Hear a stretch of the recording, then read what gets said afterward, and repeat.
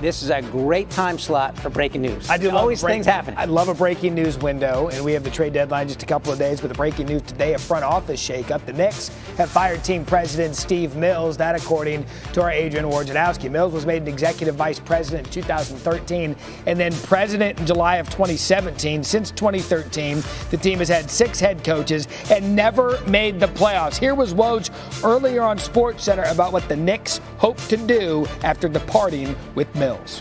Masai Ujiri is Jim Dolan's target. Whether Ujiri is going to have interest, whether he would walk away from what he has in Toronto, and he's still under contract, those are all questions that'll be addressed here over the next weeks and months.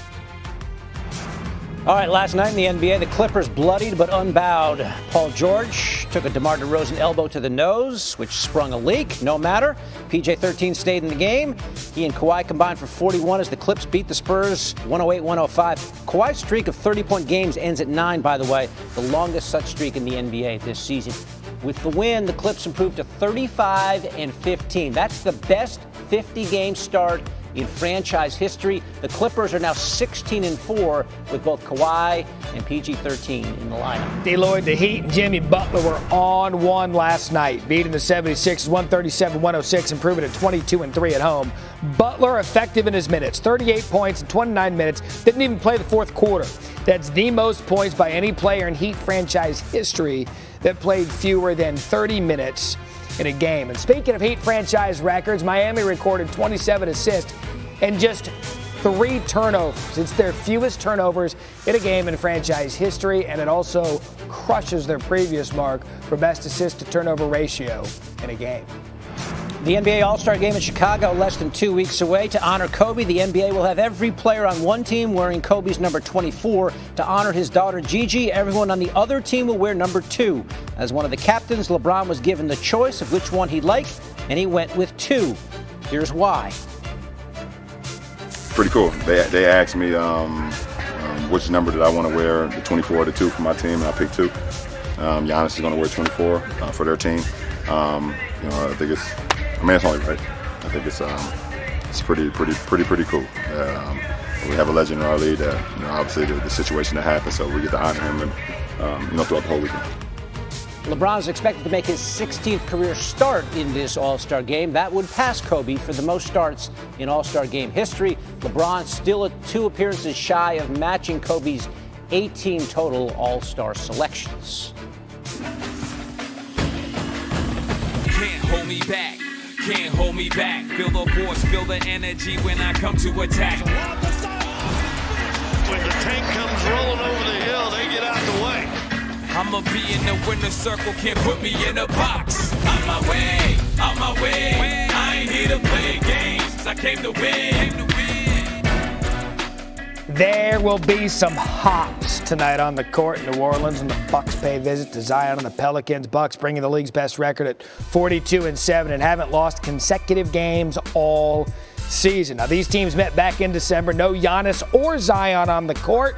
Pelicans 3-3 since the star rookie joined the lineup this season. Want to welcome in our Andrew Lopez. He's in New Orleans ahead of tonight's big game between the Bucks and Pelicans. Andrew, Zion had 21 points against the Rockets on Sunday, but after the game, Alvin Gentry said he needs to get Zion the ball more. What's the Pelicans' game plan for Zion tonight?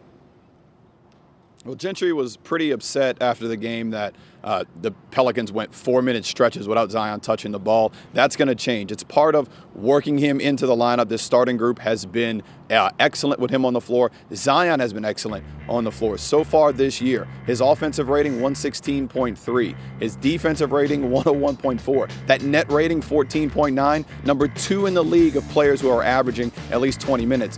1, 3, 4, 5, all Milwaukee Bucks who they play tonight. So Alvin Gentry wants to get him the ball. The players want to get him the ball, and we'll see more of that tonight. Again, just his 7th career game. We're seeing his minutes come up a little bit since he started a few games ago. We haven't even seen peak Zion yet. You know that's coming soon. That's our Andrew Lopez. Pelicans host the Bucks tonight at 7:30. So Giannis and Zion, arguably the toughest players to defend in the paint. Giannis leads the league in paint points per game, as well as dunks and layups, while Zion ranks in the top 3 of both of these categories. Zion has also been incredibly active hunting down loose balls, leading the league in that stat. Hey, tomorrow, Wednesday doubleheader, NBA. Tips off with some All-Stars. Boston against the Magic, 7:30 Eastern. Then we head to the Staples Center with more All-Stars leading their teams. Jimmy Butler, Bam Adebayo, and the Heat taking on Kawhi and the Clippers. It's been a brutal season for North Carolina, one of the great all-time programs in college basketball history, and it continued against those guys. Number 8 Florida State last night. Cole Anthony, second game back after the knee injury. Patrick Williams, the freshman, knocks that down last seconds of the first half. Florida State closed the half on a 9-zip run. Close game in half 2. Anthony going to get the ball and pick out one he likes. But he shot just 5 of 22 on the evening. Carolina up 1 at that point, but then Anthony tried to do a little too much, turns the ball over. Devin Vassell gets it in transition, the easy one. Carolina went 11 minutes without a basket in the second half. They missed 17 straight shots just over a minute to go. Vassell off the inbounds, running the floor and sealing the W. Florida State undefeated at home, 65-59. And Roy not pulling any punches afterward.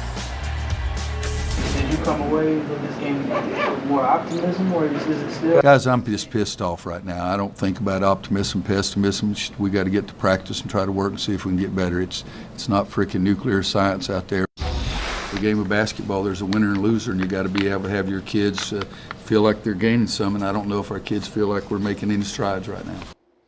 The Heels tied for last in the ACC. Amazing. Super Tuesday doubleheader.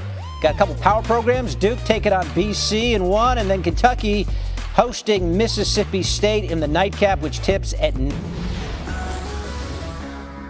The world is missing Kobe, and that's understandable. But you know what? John was our Kobe. All right, John Altobelli and his wife and daughter, 3 of the 9 victims in the helicopter crash that killed Kobe Bryant. Altobelli's family and his legacy next in our Outside the Lines on SportsCenter segments.